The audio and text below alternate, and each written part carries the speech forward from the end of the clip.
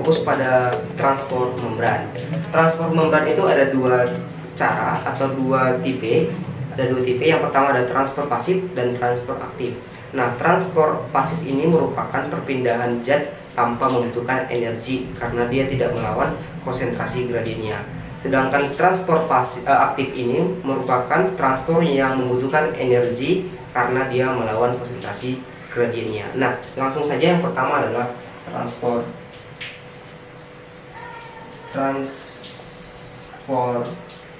pasif. Nah, transfer pasif ini terbagi menjadi 3 bagian.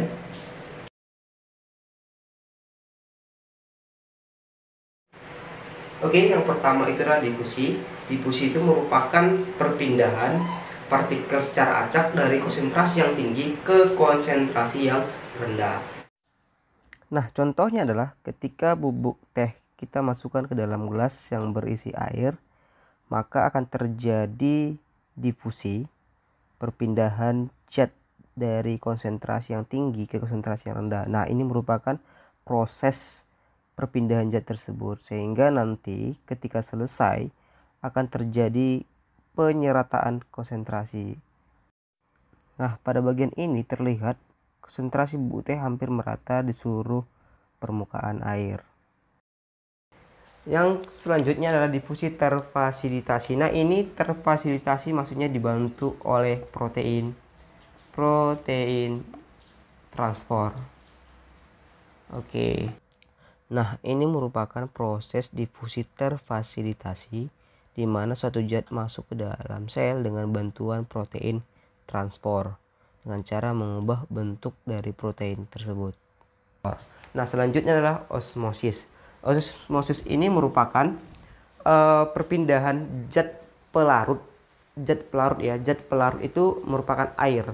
Nah, perpindahan zat pelarut ataupun air dari konsentrasi yang tinggi ke konsentrasi yang rendah melalui membran yang selektif permeabel. Nah, itu adalah osmosis. Oke, larutan pada osmosis itu ada 3 tipe. Yang pertama ada hipertonik. Yang kedua ada hipotonik.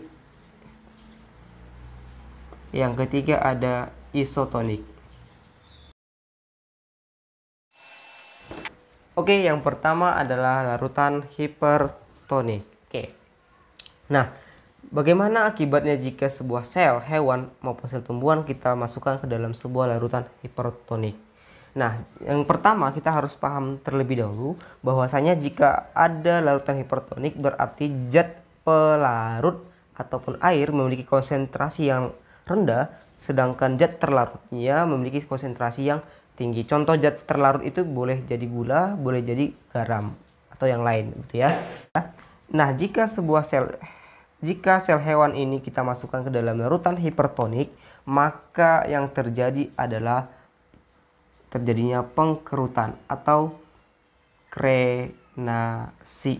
Nah, pengkerutan ini ataupun krenasi ini diakibatkan karena konsentrasi pelarut atau air yang terdapat di dalam sel itu lebih tinggi dibandingkan konsentrasi pelarut yang berada di lingkungan sel atau di luar sel, sehingga air di dalam sel ini akan keluar untuk menyeimbangkan konsentrasi antara sel dengan lingkungannya, sehingga terjadilah pengkerutan atau krenasi. Ini contohnya terjadi pada saat kita berenang di laut. Nah, ketika kita berenang di laut cukup lama, maka pada bagian telapak tangan kita akan kita lihat mengkerut. Itu artinya terjadinya krenasi ataupun keluarnya cairan dalam tubuh kita untuk menyeimbangkan konsentrasi yang berada di dalam sel dengan di luar lingkungan sel.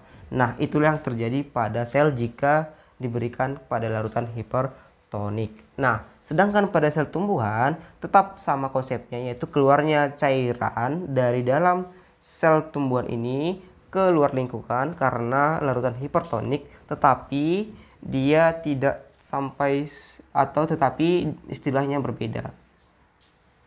Oke, jadi ketika sel tumbuhan dimasukkan ke dalam hipertonik, maka bagian dinding sel tetap, tetapi yang berbeda itu adalah bagian membran di dalamnya. Nah, bagian membran ini akan mengkerut dan lepas dari dinding sel. Nah, ini kan ada ruang. Ruang ini artinya terjadinya pelepasan membran sel dari dinding sel. Nah, harusnya dia berada tepat pada dinding sel. Tapi karena adanya larutan hipertonik ini yang membuat cairan dalam sel tumbuhan itu keluar, sehingga terjadilah pengkerutan membran sel, sehingga terjadi plasmolisis namanya.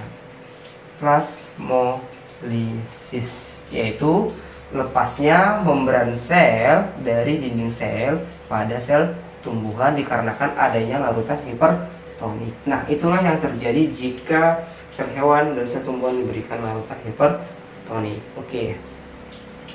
Selanjutnya kita akan bahas bagian yang hipotonik.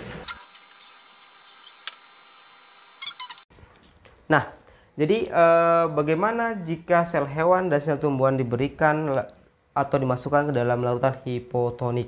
Ingat, tadi hipotonik adalah konsentrasi pelarut lebih rendah dibandingkan zat terlarut. Sedangkan hipotonik kebalikannya, konsentrasi pelarut lebih tinggi dibandingkan zat terlarutnya. Artinya kandungan air di sini lebih tinggi dibandingkan yang terlarut. Yang terlarut itu boleh jadi gula, boleh jadi garam, dan lain-lain. Oke ya. Nah, jika sel hewan ini dimasukkan ke dalam larutan hipotonik, maka yang terjadi adalah pembengkakan, dan jika ini terus-menerus berlangsung maka akan terjadi namanya lisis, hancur, ya, pecah.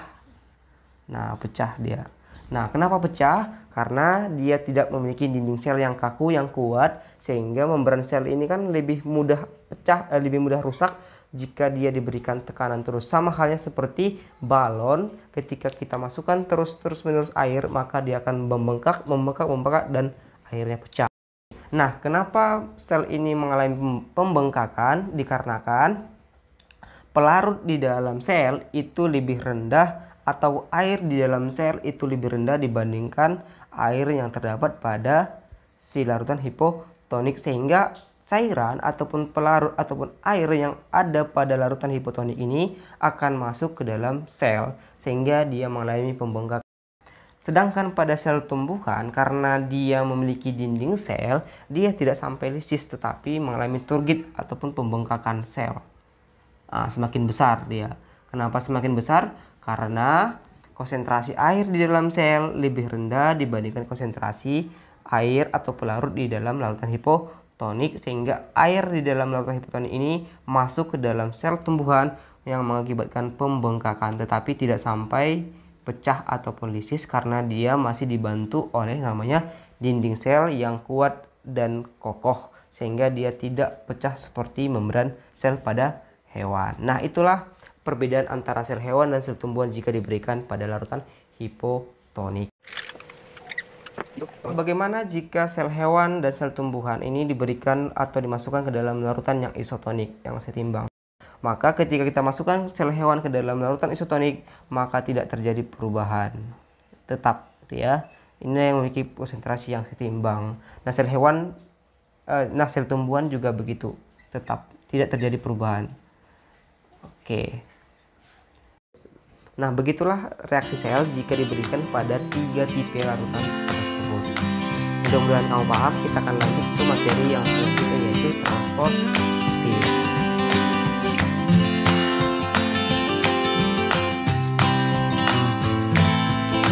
Terima kasih sudah menonton. Semoga bermanfaat. Jangan pernah lawan orang tua, jauhi narkoba, dan buanglah sampah pada tempatnya. Sekian, assalamualaikum warahmatullahi wabarakatuh.